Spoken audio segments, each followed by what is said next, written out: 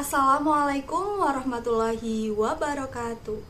Halo semuanya, saya Dika Panca Agustina dengan NIM 24060100032 dari Rombel PJKRA Angkatan 2024. Jadi di sini saya akan menjelaskan mengenai penjasa adaptif tunanetra.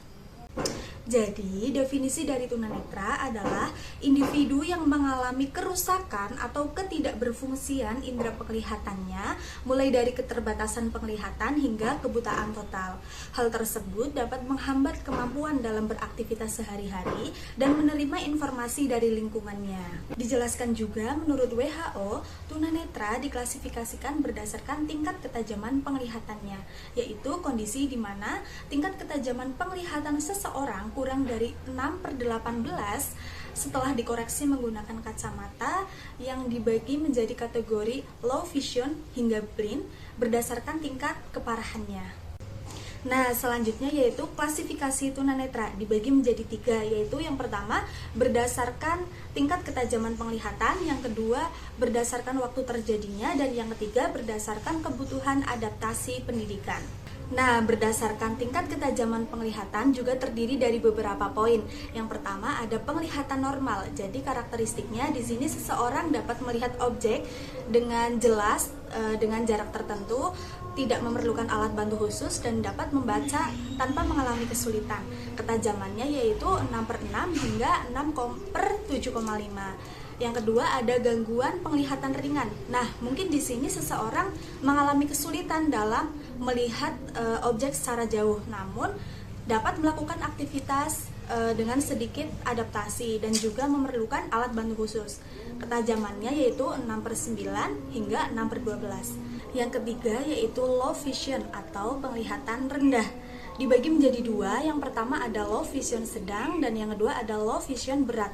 Karakteristik sendiri dari low vision sedang yaitu seseorang masih dapat melihat dan mengenali objek besar namun memerlukan pencahayaan yang baik dan tentunya memerlukan alat bantu optik ringan.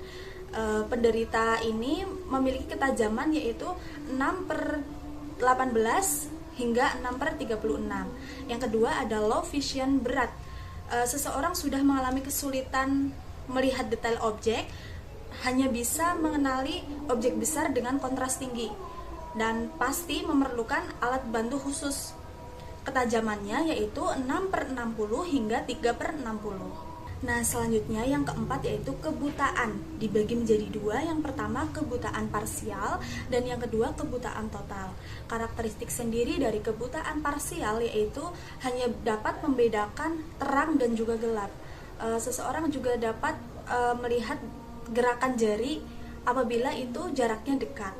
Nah, kebutaan total itu sudah tidak bisa melihat apapun, hanya bisa mengandalkan orientasi dan mobilitas intensif seperti tongkat putih untuk mengetahui jalan, hambatan, permukaan, dan juga bunyi lonceng maupun bunyi kendaraan untuk mendeteksi suatu kegiatan. Nah, berdasarkan waktu terjadinya, yang pertama ada tunanetra sejak lahir, yaitu usia 0 sampai 1 tahun. Kondisinya yaitu tidak pernah melihat sama sekali. Yang kedua ada tunanetra balita, usia 1 sampai 3 tahun. Kondisinya yaitu sempat melihat sebentar namun kondisi visual hilang. Yang ketiga yaitu tunanetra balita usia 3 sampai 5 tahun. Di sini kondisinya yaitu sudah memiliki ingatan visual yang cukup jelas. Selanjutnya ada tunanetra usia sekolah sekitar 6 sampai 12 tahun. Di sini kondisinya sudah banyak melihat dan juga belajar. Selanjutnya ada tunanetra remaja usia 13 sampai 19 tahun. Di sini sudah memiliki banyak kenangan visual. Dan yang terakhir ada tunanetra dewasa yaitu usia 19 tahun plus. Di sini kondisinya mungkin sudah duduk di bangku kuliah seperti saya ataupun sudah memiliki pekerjaan. Intinya dari klasifikasi waktu terjadinya tunanetra, semakin dewasa terjadi tunanetra sama dengan semakin besar dampak psikologisnya, namun lebih banyak pengalaman visual yang dapat dimanfaatkan. Nah, mengapa sih tunanetra bisa terjadi di umur 1 sampai 19 tahun plus? Bisa terjadi karena infeksi, gizi buruk, cedera, kecelakaan, penyakit menahun seperti diabetes mellitus, penyakit kronis seperti glaukoma, diabetes, hipertensi yang menyebabkan kerusakan pada pembuluh darah mata. Nah, selanjutnya berdasarkan adaptasi kebutuhan pendidikan. Yang pertama ada kebutuhan adaptasi minimal, diantaranya yaitu duduk pada barisan paling depan, memerlukan tulisan dengan ukuran yang besar, dan juga lampu yang terang. Yang kedua ada kebutuhan adaptasi sedang, diantaranya yaitu memerlukan kaca pembesar, alat pembesar elektronik, gabungan membaca dan mendengarkan, dan juga memerlukan bantuan guru khusus. Yang ketiga ada kebutuhan adaptasi berat, diantaranya itu memerlukan pembelajaran dengan huruf timbul, komputer bicara, dan juga tentunya memerlukan pendamping guru khusus. Intinya, klasifikasi berdasarkan kebutuhan adaptasi pendidikan, semakin parah kondisi matanya sama dengan semakin banyak alat bantu dan cara khusus yang dibutuhkan untuk belajar. Selanjutnya, faktor penyebab tunanetra. Ada dua, yang pertama yaitu faktor bawaan dan yang kedua ada faktor didapat atau setelah lahir. Faktor bawaan sendiri dapat terjadi karena yang pertama kondisi genetik dan yang kedua infeksi dan keracunan pada saat kehamilan.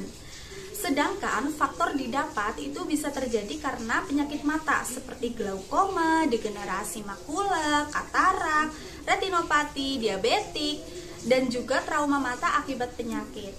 Dan bisa juga terjadi karena infeksi dan keracunan, cedera fisik, kekurangan vitamin A, dan juga bisa kerusakan saraf pada mata. Selanjutnya, kriteria tunanetra. Kriteria tunanetra dibagi menjadi dua, yaitu yang pertama tajam penglihatan atau biasa disebut dengan visual acuity, dan yang kedua yaitu lapangan pandang atau biasa disebut dengan visual field. Karakteristik sendiri dari tajam penglihatan yaitu diukur menggunakan Snellen chart. Seseorang disebut tunanetra apabila tajam penglihatannya kurang dari 3/60 pada mata terbaik koreksi maksimal.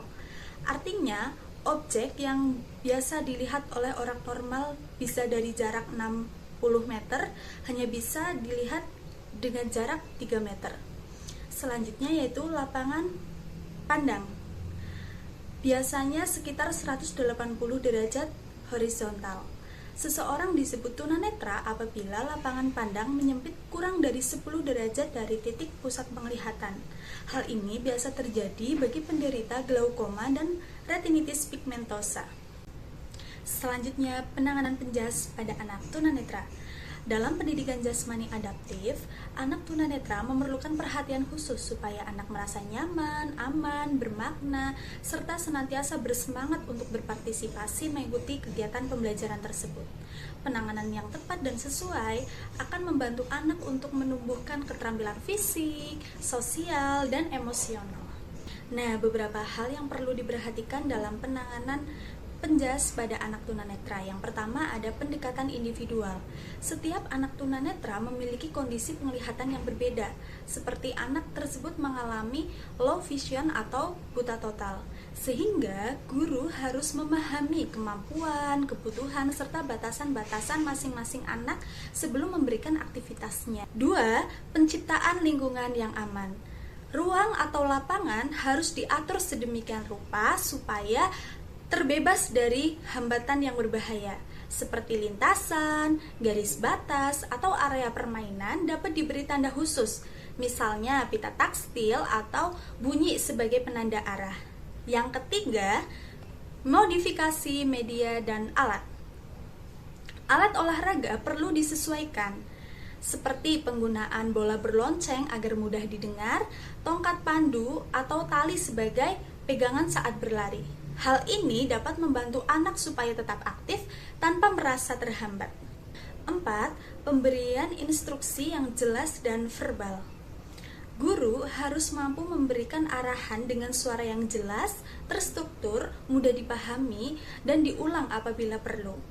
Yang kelima, pendampingan dan kerjasama. Pada beberapa aktivitas, anak tunanetra memerlukan pendamping atau teman sebaya sebagai pemandu. Kerjasama ini tidak hanya mendukung keselamatan, namun membangun kebersamaan dan rasa kepercayaan diri. Yang keenam, pemberian motivasi dan dukungan psikologis. Anak tunanetra perlu didukung dan diberikan dorongan positif supaya anak berani mencoba. Guru harus menekankan kemampuan dan potensi anak, bukan pada keterbatasannya. Yang terakhir yaitu evaluasi berkala. Guru perlu melakukan evaluasi untuk mengetahui keterampilan motorik, kebugaran, dan kepercayaan diri anak. Evaluasi ini menjadi dasar untuk menentukan strategi pembelajaran berikutnya. Selanjutnya, proses pembelajaran pendidikan jasmani bagi anak tunanetra.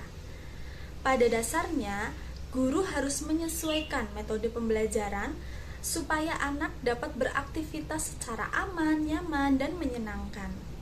Hal pertama yang harus dilakukan seorang guru yaitu orientasi ruang. Guru mengenalkan area olahraga dengan alat bantu seperti tali pemandu, tongkat, atau sentuhan disertai dengan penjelasan yang verbal. Selanjutnya ke tahap pemanasan. Lakukan pemanasan dengan gerakan yang sederhana, mudah diikuti, dan tidak menimbulkan risiko cedera pada anak-anak. Nah, pada bagian inti, anak-anak diajarkan untuk mengasah keterampilan motorik dan juga kepercayaan diri anak-anak supaya berani mencoba, seperti berjalan, berlari menggunakan alat bantu, melompat, atau bisa melempar dan juga menangkap. Dan juga guru juga bisa memberikan permainan adaptif. Nah, itu kembali ke masing-masing guru. Gimana guru bisa memodifikasi permainan supaya bisa diikuti oleh anak berkebutuhan khusus. Nah, setelah itu, lakukanlah evaluasi. Di evaluasi tersebut, guru harus memberikan ujian kepada anak supaya anak bisa merasa senang, semangat, termotivasi, dan tidak perlu guru hanya melihat dari gerakan semata, namun yang perlu dinilai yaitu partisipasi dan kemauan anak untuk bergerak.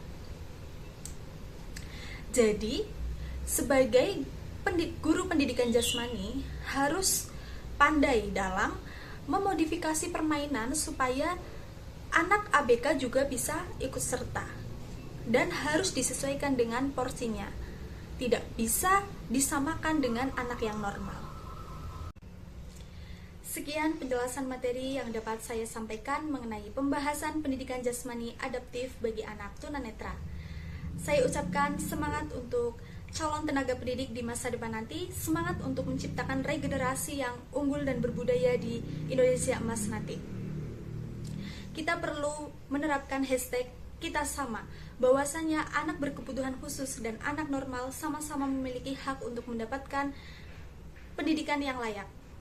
Semoga apa yang dapat saya sampaikan bisa bermanfaat bagi teman-teman semua. Sekian, wassalamualaikum warahmatullahi wabarakatuh.